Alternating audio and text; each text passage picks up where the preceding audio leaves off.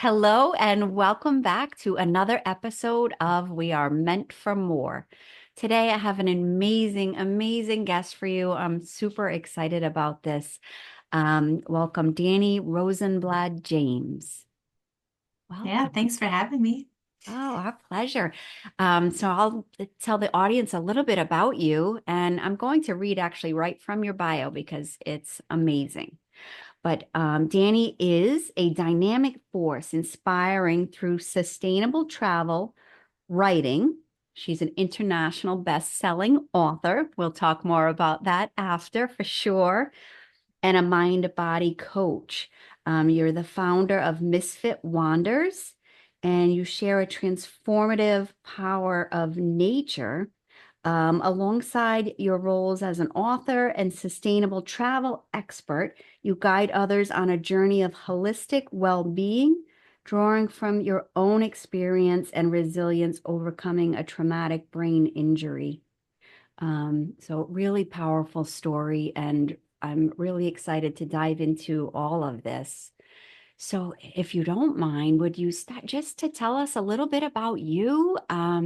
I know your traumatic brain injury is a big driving force, and it's certainly an inspiring story. So, share with us a little bit about you. Yeah.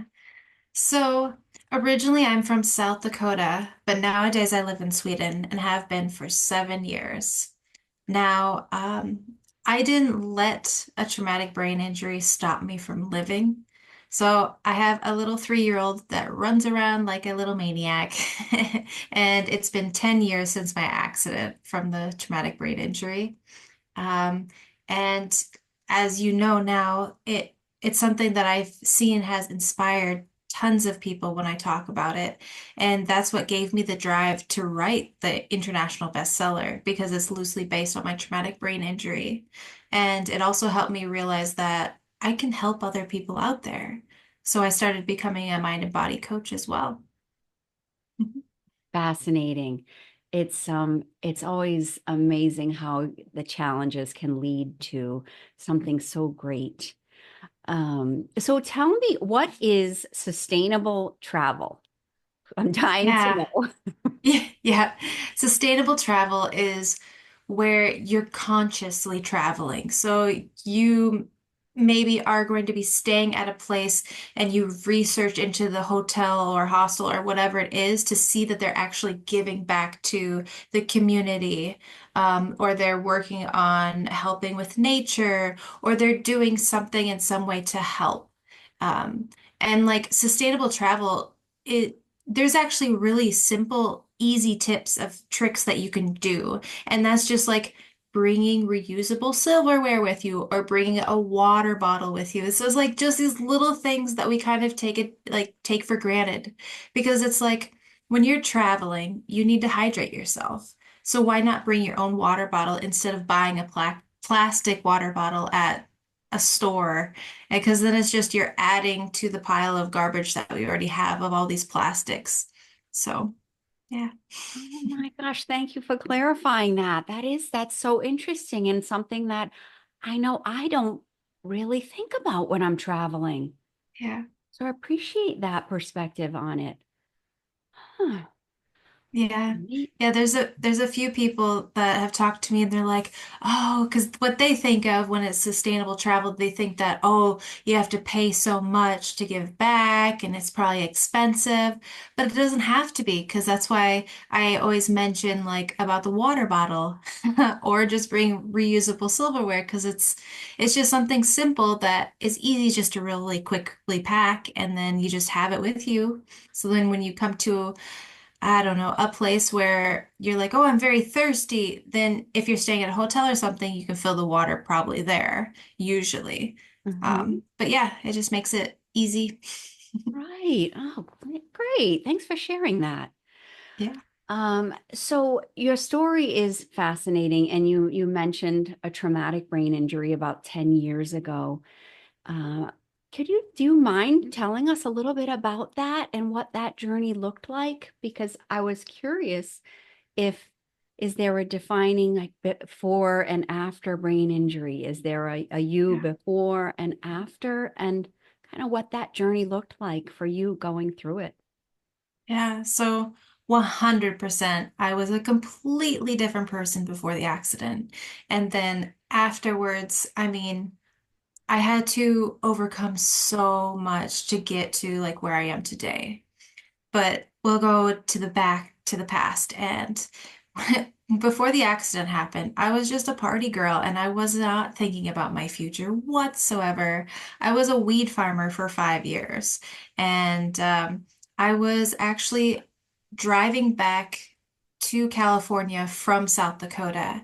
And I ended up getting stuck in Wyoming, and the ice there on the roads was horrible. So I stayed in a hotel room and I'm like, okay, I'll just wait it out. And then I started driving again at like around noon and visibility was less than a mile. Then it was all black ice. And I was like, they wouldn't keep the road out open if it was so bad, would they? Oh, well, I guess that was not what the case here. So what ended up happening is I kind of went on autopilot. I saw all of these cars piled up against a semi truck. And since I was on autopilot, I think I was trying to avoid it somehow. But what Mhm. ended up happening, since you're on black ice, you can't really stop. So I ended up hitting it, did a 360 in my small truck, and then the back of my truck was hit as well. And so my small truck turned into a convertible because the whole top was ripped off. And that also got a huge gash here on me. And since it was so cold, I was lucky that I didn't have to have a blood transfusion. So I'm very thankful for that. I had my dog with me, and thankfully, he was safe from all of it somehow. So when the sheriff came to the scene, he said that was the worst accident he has ever seen in his entire life. And he was going to be retiring in 2 weeks or so from that. So it was like, ooh.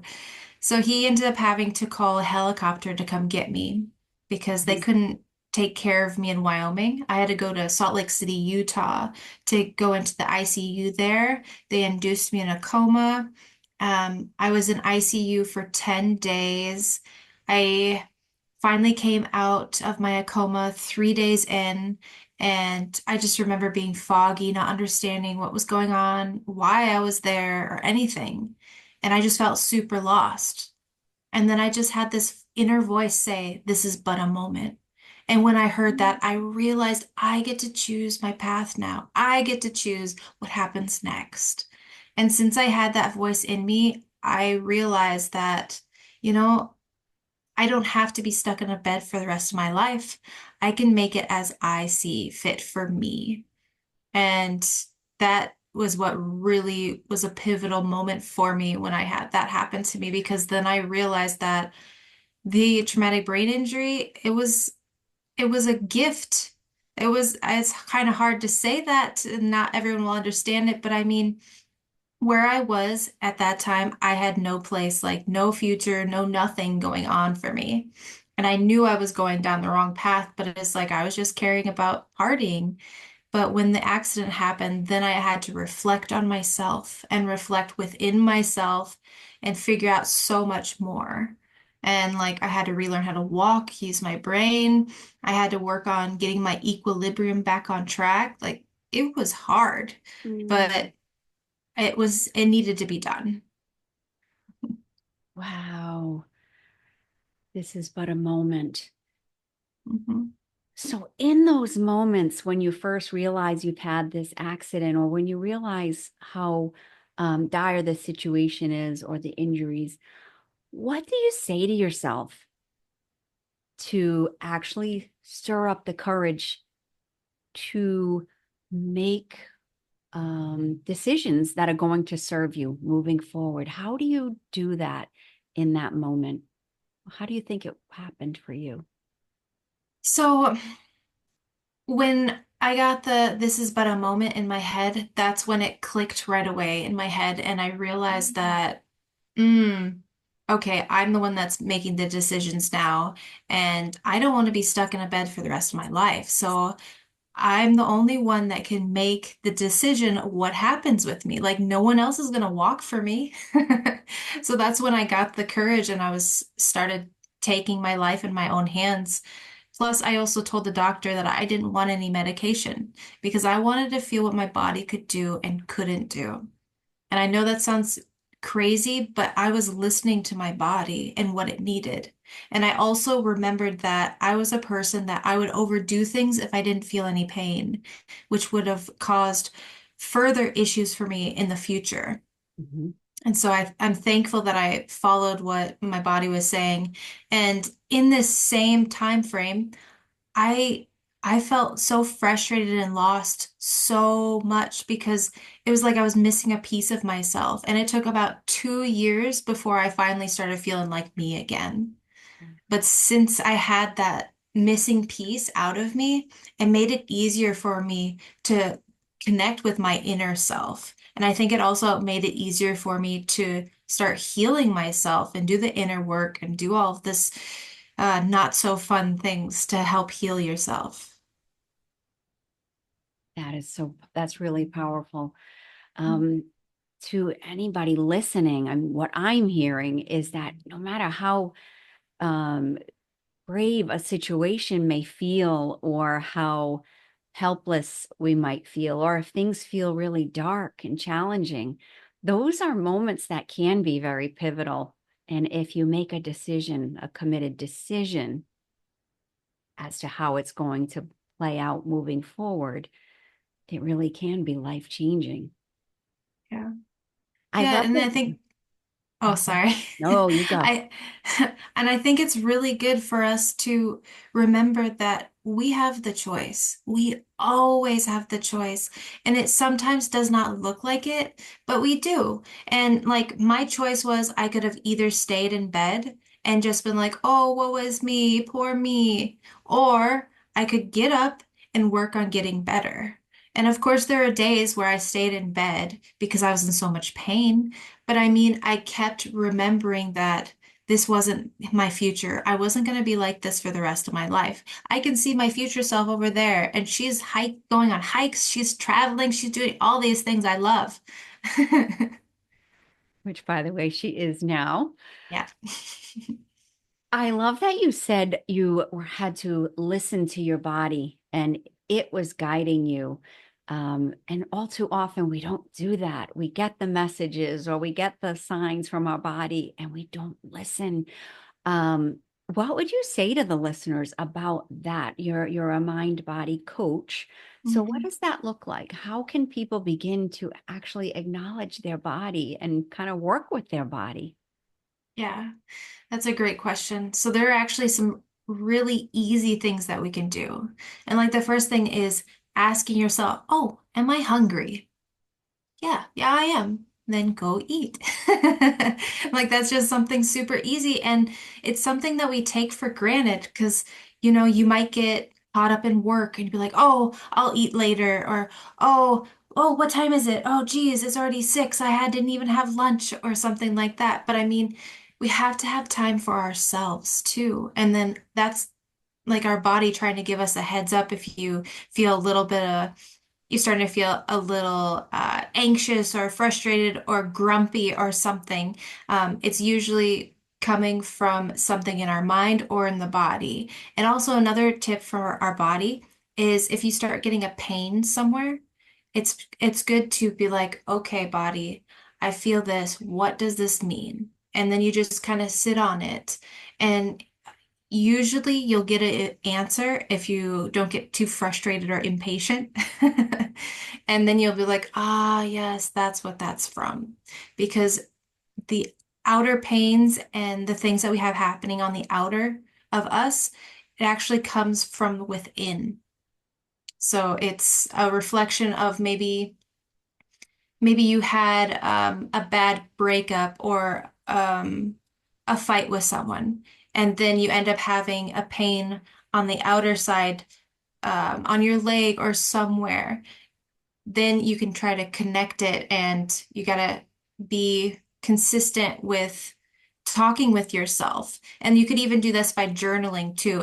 It works different for everybody. So it's like you could just literally ask yourself out loud, or you do it inside, or you can start journaling it and writing the questions down, and then just let the words flow out of you when you answer it. And it seems silly having conversation with yourself, but you can learn so much by doing that. I love that though. I love that holistic approach because your body does let you know. And even things that we don't realize are impacting our health, things we're stuffing down and not feeling our emotions, they are going to show up somewhere else, somewhere in our body. They're in there. So I love that you're bringing awareness to this very topic. Mhm. To some people that are listening right now, and this feels like the first time they've heard this, like, what? My back pain like means something else? Where do they even begin to? So if they're asking themselves, "Hey, back pain, what are you trying to tell me?" How else can they look into this more? Like, what am I maybe stuffing down? What am I not dealing with? Yeah, so I would say that they would have to start asking their questions like, what what are these main negative feelings that I'm holding on to, or what memories or thoughts do I keep replaying in my head? And then you'll start thinking about it, and then they will probably pop up, and they'll be like, oh, yes, that time that my father yelled at me, or whatever it may be. And then it goes on repeat, and then you start burrowing it into your subconscious. And then you learn, like, oh, wait, this stems from me thinking that I'm unworthy of love or whatever it may be.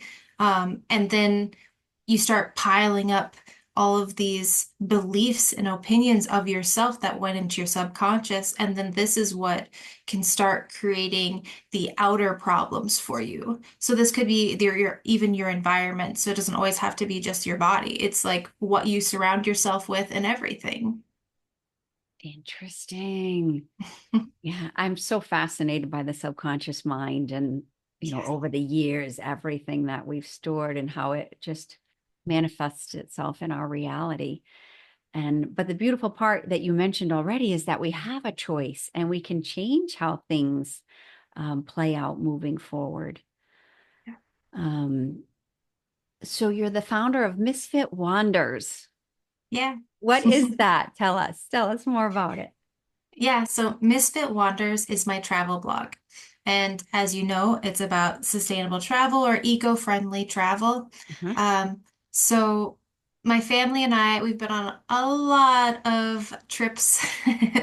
I'm a little jealous of my son because he's already been to 6 countries at 3 years old. No, But I I mean, love it. it makes sense because we're in the Europe, so it's everything's so much closer than being in the US. But yeah, so I usually write about our trips. I've written some itineraries, some good tips and tricks when it comes to flights or just traveling in general. I talk a lot about outdoor adventures because I love hiking and being out in nature. So there's a lot of articles about that. And there's quite a few over Sweden since that's where I'm living. But yeah. Oh, that's fascinating. And so coming back to all the traveling you're doing now and relating that to your brain injury, you've had to continue to persevere and there were things you had to push through over the years. Were there times when it was really difficult or you were doing something new that you almost felt like, I should be past this now, and yet there's still challenges to overcome? Um, so to this day, I am very much healed, but I still have some little issues that happen here or there. And that usually stems from me not being the greatest at sleeping. So if I'm not on top of my sleep or hydrating, I can tell very much so that my brain is not fully functional. Mhm. Um, and if I get a bit anxiety or get some of the negative emotions running through me, I tend to not be fully there in my head as well. So Mhm. it's like, let's see, I think it was in the spring or summertime, my husband and I went outside to plant a tree. And he asked me such a simple question. He's like, "Oh, put the dirt in the hole." And for some reason, it just didn't click for me. And I just stood there like dumbfounded. And he's just staring at me all frustrated, like, "Why the hell aren't you doing this?" But it's like, and then I started bursting out in tears because, I didn't, I don't, I can't control that all the time. And it just sometimes happens where it just doesn't click. And it's something so simple that all of us are just kind of blown away that, wait, that didn't, what's going on with you? And it Mm-hmm. just doesn't work. But it's like people that have brain injuries, it's been seen as a hidden illness because you're dealing with this all on your own. Um, and nobody knows what's going on with you or what's going on within. And it's different for every person too. So like any kind of brain injury, it could be someone healed it within a week or two, and then another person, maybe it took them 10 years to heal. Mm-hmm. So everyone, it's so different because we still don't fully understand the brain to this day. It's such a complex thing and it's different for each individual as well. So I mean, I'm very grateful at how healed I am. And yes, I still have some hiccups here or there, and it's hard to accept it at times, but it's me and I accept it now. Mm-hmm. And I love that you pointed out that it's not something that people can see. It's not a broken arm and a cast. It's so personal and nobody's aware. So it's your own personal journey that you're going through. Yeah.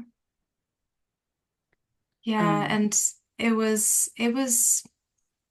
pretty difficult when I was more beaten from it, when I was more broken, because there were times where my friends would be saying jokes or something. This was like a month in healing, and it just didn't click for me. So I was just kind of staring off into the distance, and everyone just kind of got this uneasy feeling like, whoa, she's really messed up. But it's what I was doing at that time is I was actually doing the inner work. And it didn't mhm. bother me that I was surrounded by people because I didn't have that social norm anymore, I guess.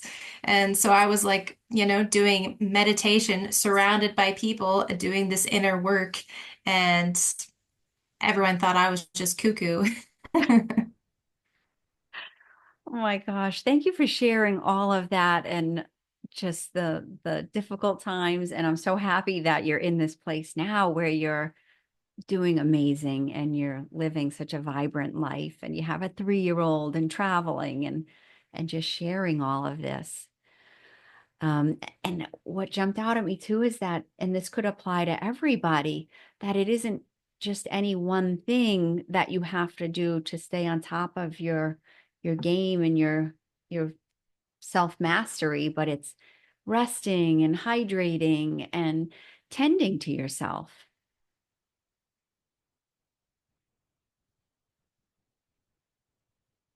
Oh, I think we're frozen.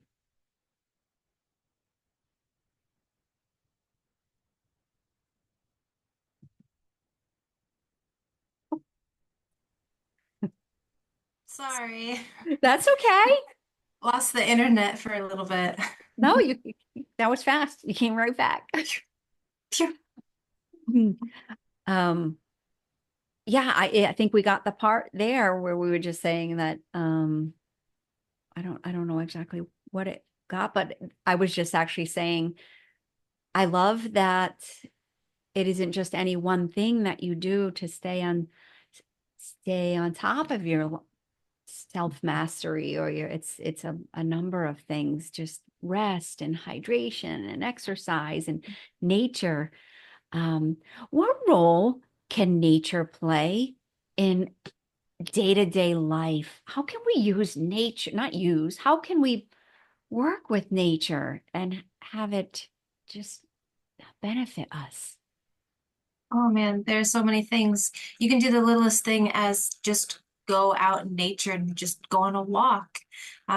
When you do this, it helps you calm. It can get rid of anxiety. It can help get rid of the stress that you were having in the day.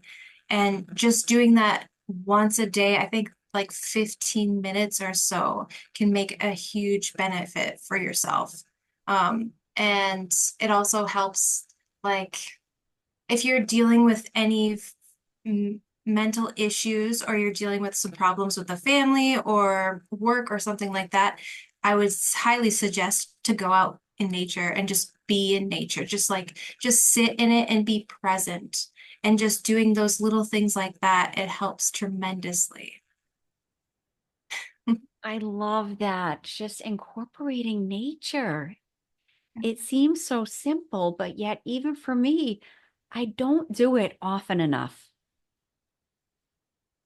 Yeah, it helps tremendously. I mean, that was a huge reason that I actually went back to California after a month and a half of healing. I was like, I need to go back to California because I could feel that I needed to get away from the hospital where people just saw me more as a paper, a piece of paper with, oh, she'll only get this better or whatever it was.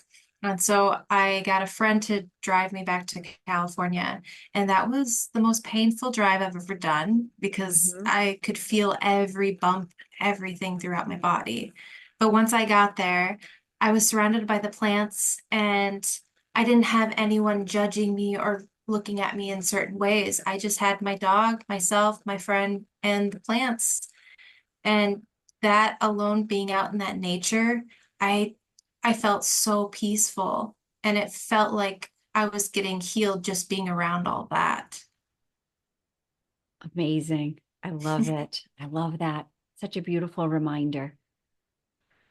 So on top of all this that you've done and accomplished, you're an international best-selling author. Tell us about your book. Yeah. So I when I first wrote this and published it, I was like, I did it because it's super raw. Like I'm talking about first person in all about my traumatic brain injury. It's loosely based, I should say. And I go past and present through it. So you get a taste of how I was before the accident and then the whole during the accident and the post and everything. So you get to see my weed life days, and that's a little Mhm. crazy in itself. And then you get to see the whole healing process and that whole journey.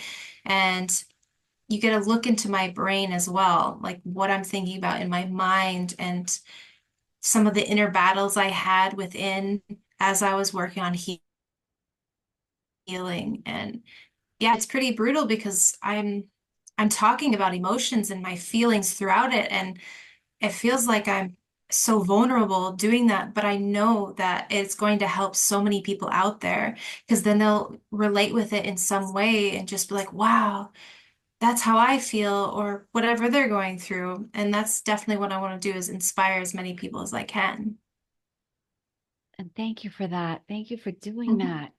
Because when people are going through it, they feel like they're the only one and they feel alone. And I'm sure it felt insurmountable at some point. And you're letting someone else know that it's possible.